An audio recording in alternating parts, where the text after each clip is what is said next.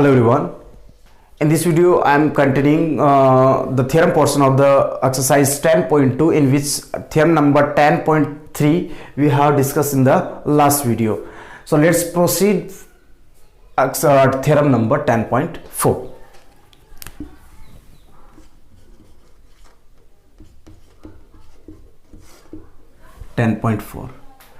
What is the given thing in this theorem?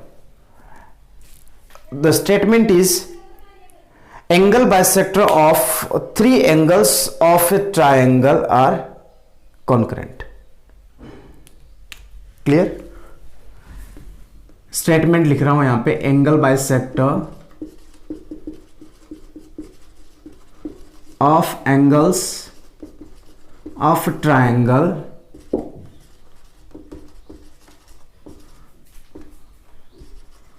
Are concurrent. This statement is given और हमें ये prove करना है कि यदि अपन किसी ट्रायंगल में एंगल बाइसेक्टर ड्रॉ करते हैं तो उसको अपन क्या बोलते हैं, वो तीनों के तीनों एंगल बाइसेक्टर एक ही पॉइंट से पास होंगे. तो इससे पहले देखो छोटे छोटे वो कैब है वो क्लियर करता हूं मैं. वैसे तो क्लियर कर रखा है लेकिन एक बार फिर से रिपीट करता हूं. एंगल बाइसेक्टर जहां इंटरसेक्ट करेंगे उस पॉइंट को अपन कहते हैं इन सेंटर, और ये वाला ये केस बनेगा, ये एंगल बाइसेक्टर, ये एंगल बाइसेक्टर और ये एंगल बाइसेक्टर. और ये पॉइंट यहां से ये तीनों डिस्टेंस जो होंगी वो इक्वल होंगी और ऐसे अपन सर्कल ड्रॉ कर सकते हैं. इस पॉइंट को सेंटर मानते हुए जो सर्कल ड्रॉ होगा उसको कहेंगे इन सर्कल. ठीक है, यहां तक इन सर्कल होगा तो ये तीनों रेडियस हो जाएंगे इसकी. ये बात थोड़ी सी ध्यान रखना. और इससे पहले अपन ने परपेंडिकुलर बाइसेक्टर के बारे में ऑलरेडी डिस्कस कर चुके हैं.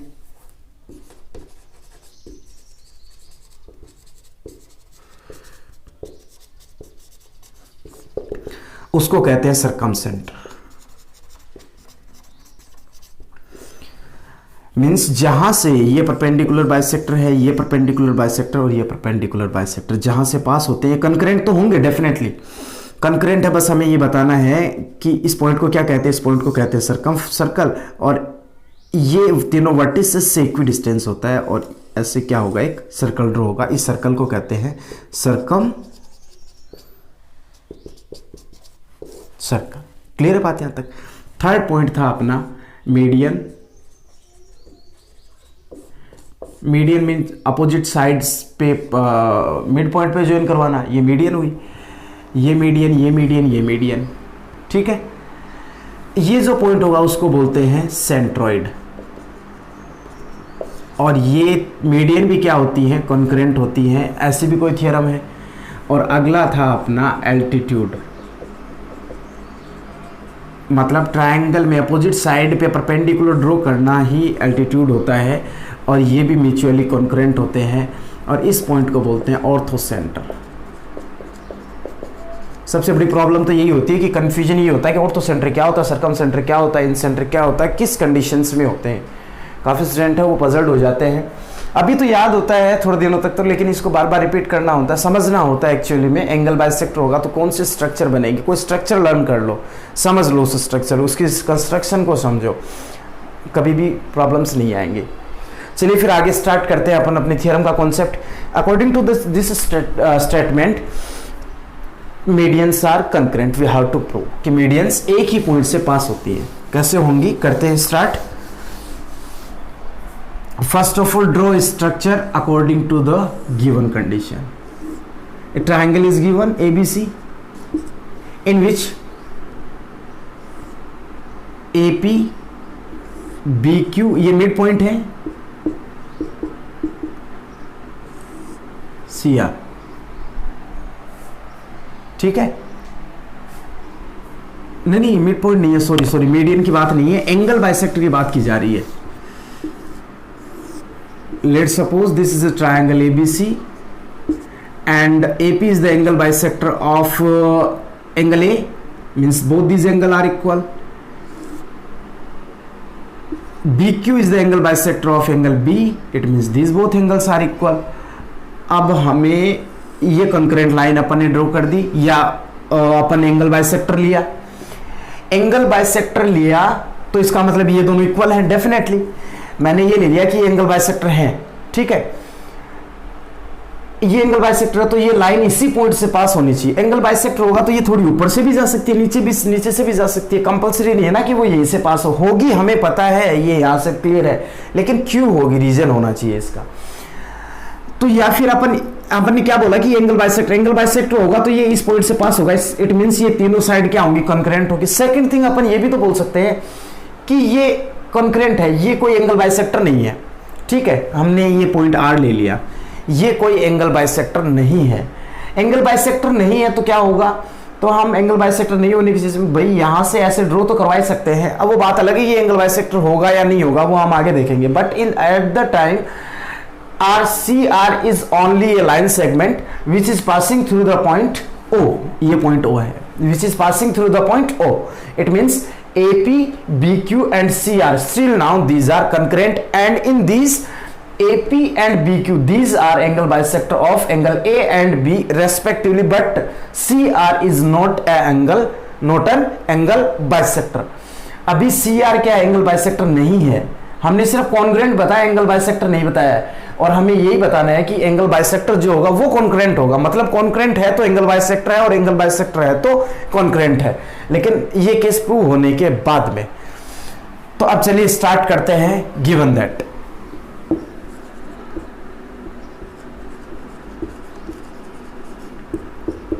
what things are given according to our structure in triangle ABC, in triangle ABC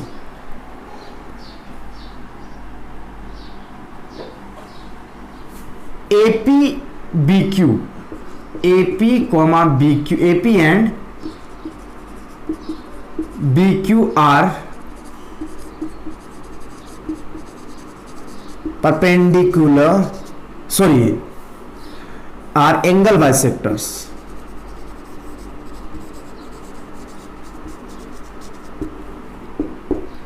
clear, one thing we have mentioned, CR को मैंने कोई एंगल बाइसेक्टर नहीं बोला अभी तक।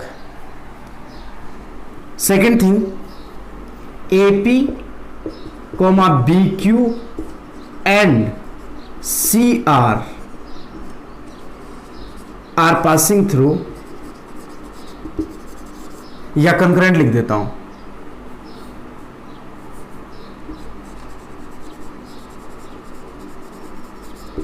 नहीं समझे होंगे शायद। अब भाई कंकरेंट ही प्रूव कर दिया और वही आपने सेलेक्ट कर लिया, तो ये मैंने सेलेक्ट तो कंकरेंट किया लेकिन मैंने एंगल बाइसेक्टर सेलेक्ट नहीं किया यहाँ पे। हाँ, ये दो एंगल बाइसेक्टर जरूर हो सकते हैं भाई, दो एंगल बाइसेक्टर होंगे वो तो किसी न किसी एक पॉइंट से पास होंगे ही। थर्ड वाले को मैंने इसी से प्रूव करवा दिया, पास करवा दिया, बस थर्ड वाला ध्यान रहे कि थर्ड वाला एंगल बाइसेक्टर नहीं लिया मैंने, कोई एक रैंडम लाइन सेगमेंट सेलेक्ट किया है।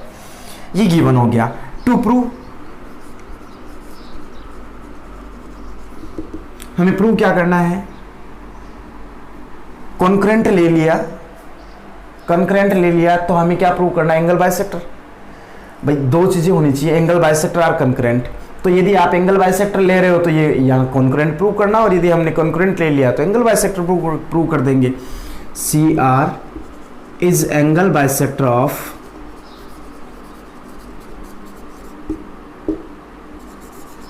Angle ACB। बेसिकली हमें प्रूव तो एंगल बाइसेक्टर और कॉन्करेंट ही प्रूव करना है, बट हमने इसको दो पार्ट में सेलेक्ट कर लिया कि हमने एक को गेस कर लिया, गेस नहीं मीन्स हमने एक को कंस्ट्रक्ट कर लिया और सेकंड को अपन प्रूव कर देंगे, तो angle bisectors are concurrent. Finally ये स्टेटमेंट अपना प्रूव हो जाएगा। क्लियर है। अब देखो कंस्ट्रक्शन,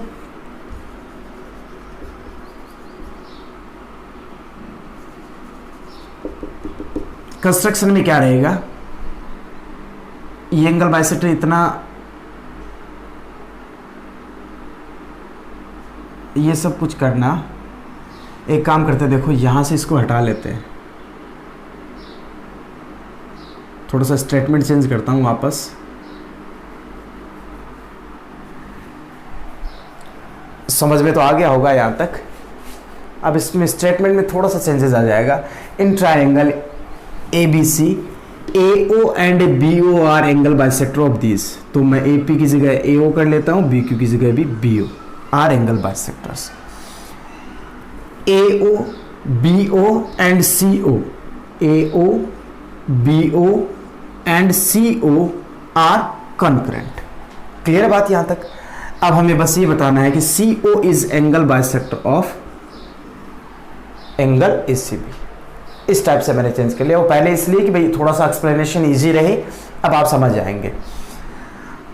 अब यहां से मैं इसके ऊपर परपेंडिकुलर ड्रॉ कर रहा हूं, ये वाली लाइन में और इस वाली लाइन में पहले जो ड्रॉ कर रखा था इसमें और इसमें डिफरेंस है, क्योंकि वो यहां इंटरसेक्ट कर रही थी और ये यहां पे काफी गैप है। मैंने ये परपेंडिकुलर्स ड्रॉ किए।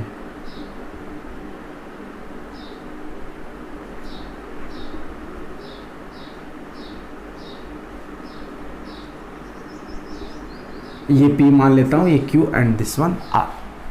क्लियर है? कंस्ट्रक्शन ड्रॉ परपेंडिकुलर्स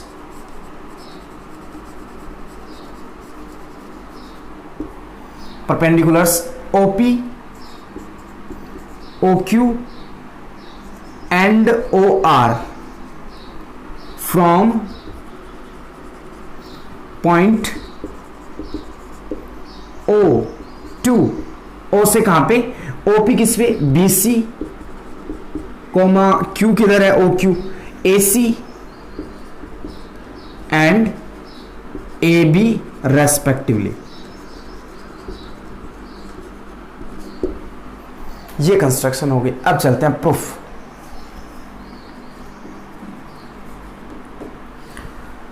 प्रूफ में हमें प्रूव करना है कि ये दोनों एंगल इक्वल है। भाई ये तो पहले से इक्वल है, ये भी म्यूचुअल इक्वल है, ये दोनों इक्वल हमें प्रूव कर देने हैं।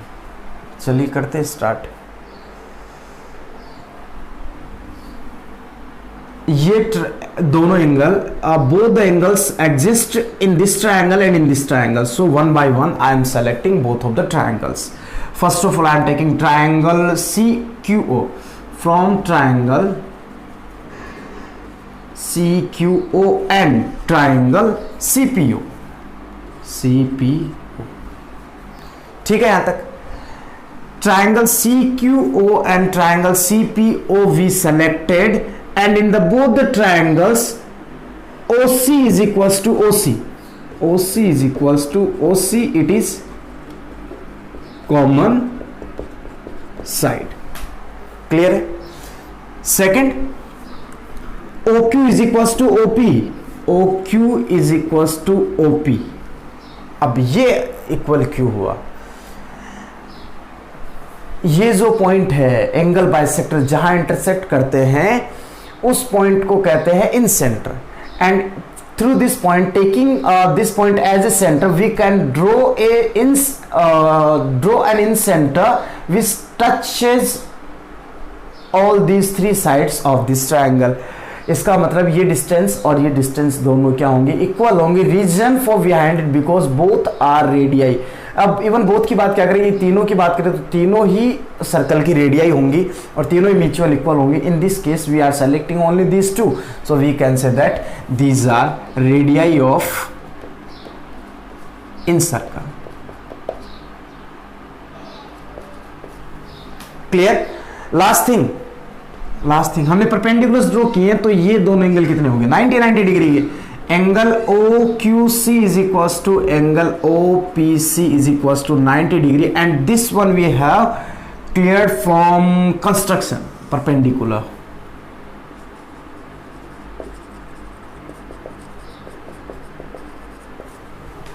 Got it?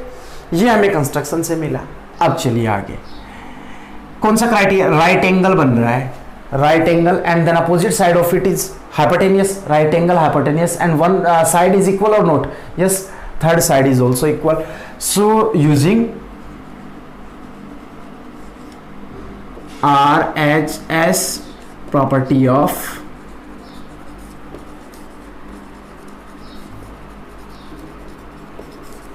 congruency, RHS criteria से हमें क्या बोल सकते हैं? Both the triangles are congruent. It means triangle CQO is congruent to triangle CP। दोनों ट्राइंगल एक दूसरे के क्या हो गए, कॉन्ग्रेंट हो गए। और कॉन्ग्रेंट होने का मीनिंग क्या हो गया, बाय CPCT द कोरस्पॉन्डिंग और रिमेनिंग पार्ट्स आर इक्वल। तो एंगल OCQ, एंगल OCQ, तो OCP, OCQ, OCP both are equal. Angle OCQ is equals to angle OCP. Therefore, we can say that OC is an angle bisector of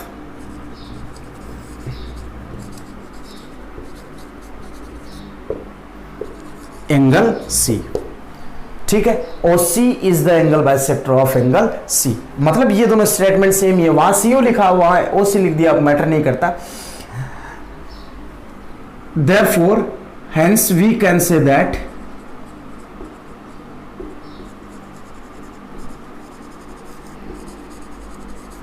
what can we say? Hence we can say that हम ये बोल सकते हैं कि bisector यहां से मिला, angle bisector, और कॉन्करेंट अपन ने ऑलरेडी ले रखा है। So angle bisectors are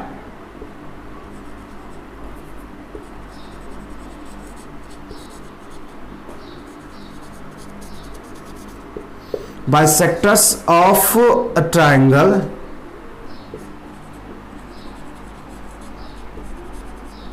are found to be congruent। Clear? तो ये अपना इसका हो गया proof.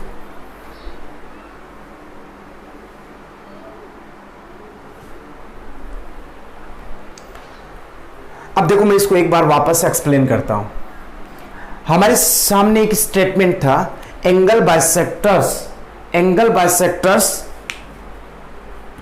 Of angle of a triangle are of angles of a triangle are congruent. मतलब कि एक ट्राइंगल है, इसके ये तीन एंगल्स दे रखे हैं, angle A, angle B and angle C। इनको यदि अपन बाइसेक्ट करवाएं तो जो 3 लाइन सेगमेंट जो भी बनेंगे वो क्या होंगे, एक ही पॉइंट से पास होंगे। अब देखो, सबसे पहले हमने लिया कि AO is the angle bisector of angle A। ठीक है, यहां तक। BO is the angle bisector of angle C and CO is the angle bisector of angle C। I am just trying to explain all the possible cases। भाई अपन ने C को prove किया, लेकिन मैं एक बार कंसिडर करते हुए चल रहा हूं कि इसमें अपन नेगेटिव इफेक्ट क्या क्या डाल सकते हैं। अब देखो, ये एंगल बाइसेक्टर मैंने ये ड्रॉ किया, तो ये एटलीस्ट किसी एक पॉइंट से तो पास होंगे, लेकिन थर्ड वाले का कंपलसरी नहीं है कि वो वहीं से पास हो। वो ऊपर से भी जा सकता था, नीचे से भी जा सकता था, और कहीं दूर से भी जा सकता था। पॉसिबल तो था ही ना। अब हमें बस वही पॉसिबिलिटीज़ को नेगलेक्ट करते हुए हमें यही प्रूव करना है कि वो भी कहीं और से नहीं, इसी पॉइंट से पास होगा। बस कैसे भी करके कर दो ये। अब कॉन्करेंट प्रूव करने के लिए कोई अच्छा स्टेटमेंट क्लियर नहीं होता। मतलब मैथमेटिकली अपन प्रूव करना चाहें तो बहुत सारे टिपिकल केसेस बन जाएंगे। तो हम इसके लिए हम इसको अवॉइड करते हुए इसका वाइस वर्सा यूज करते हैं। वाइस वर्सा मतलब हम ये बोलते हैं कि मोहित द एज, या फिर Mohit age is equals to Rohit age. तो आपने इसको पहले लिखा, इसको बाद भी लिखा, क्या फर्क पड़ता भाई? आपने इसको पहले लिख दिया, इसको बाद भी लिख दिया। अब भाई x इज इक्वल्स टू 2, तो 2 इज इक्वल्स टू x लिख देने में क्या प्रॉब्लम है? y is equals to z, और z is equals to y लिख दोगे तो क्या प्रॉब्लम है? बात समझ में आई? आपने बोला कि 1 + 1 या फिर 4 + 1 इज इक्वल्स टू 3 + 2 होता है, तो 3 + 2 भी तो 4 + 1 के इक्वल होता है। बस यही वाइस वर्सा यूज लिया है मैंने कि मैंने कॉन्करेंट सेलेक्ट कर लिया और हम बस ये prove, angle bisector are concurrent. Now I selected these are concurrent but we have to prove these are angle bisectors. बात समझ में आई? मैंने बस इतना ही इसमें चेंजेस किए। तो मैंने ये कंस्ट्रक्शन जो कि हमें प्रूव करना था, CO is the angle bisector of angle ACB, कि मैंने कॉन्करेंसी की कंडीशन तो सेलेक्ट कर ली है और अब हमें एंगल बाइसेक्टर हमें प्रूव कर देना है। तो कंस्ट्रक्शन हमने ये किया है कि यहाँ से और यहाँ से परपेंडिकुलर्स ड्रॉ कर दिए। इसके पीछे रीजन क्या था? The reason for behind it, if we will consider this one as a center and using this one as center, we will draw a circle which touches all these sides of this triangle. Then these OP and OQ and OR will be equal to each other. और ये equal क्यों होंगे? क्योंकि base जो इन circle बनेगा उसकी क्या होंगी? रेडियस होंगी, और रेडियाई होंगी तो वो सेम सर्कल की रेडियाई क्या होती है? इक्वल होती है। ठीक है, यहाँ तक इतना स्टेटमेंट हमें मिल गया, इसलिए हमने ये परपेंडिकुलर ड्रॉ किए। ये अपनी होगी कंस्ट्रक्शन। बेसिकली मैंने ये लैंग्वेज में लिखा और बाकी आप समझ गए होंगे। And then I selected this one triangle and this one triangle to make them, sorry, not this one and this one, to make these both angles equate to each other. So what did I say? I selected these two triangles. First one I select triangle CQO and second one I selected triangle CPO. And in this triangle CQO, OC is equals to OC because it is common. OC is equals to OC. OC exists in this one and this one triangle also. Clear है? OC is equals to OC. And then OQ is equals to OP. OQ is equals to OP. I think you understood. Third one, ये क्यों, ये समझ में आ गई ना? क्योंकि ये क्या है? रेडियाई है एक ही सर्कल की, तो इक्वली होगी। Third, angle OQC is equals to angle OCP. OQC is equals to OPC. OQC is equals to OPC, which is 90 degree, and this one selected from the construction. Construction में कहाँ है? ये रहा, draw perpendiculars OP OQ. तो OP and OQ are perpendicular, तो definitely ये 90 degree का angle होगा। तो ये बना अपना राइट एंगल। ठीक है, यहाँ तक ये हुआ अपना हाइपोटेनियस, और ये हो गई ट्रायंगल की कोई side. Right angle, hypotenuse and side criteria, both the triangle are concurrent. If the using the RHS property of congruency, both the triangles are congruent. Then by CP/CT we can say that जो भी corresponding part थे वो क्या हो गए? आपके equal हो गए।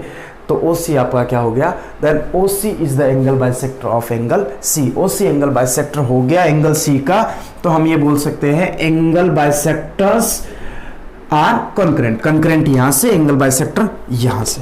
क्लियर है बात यहाँ तक? बस इतनी सी ये थ्योरम थी।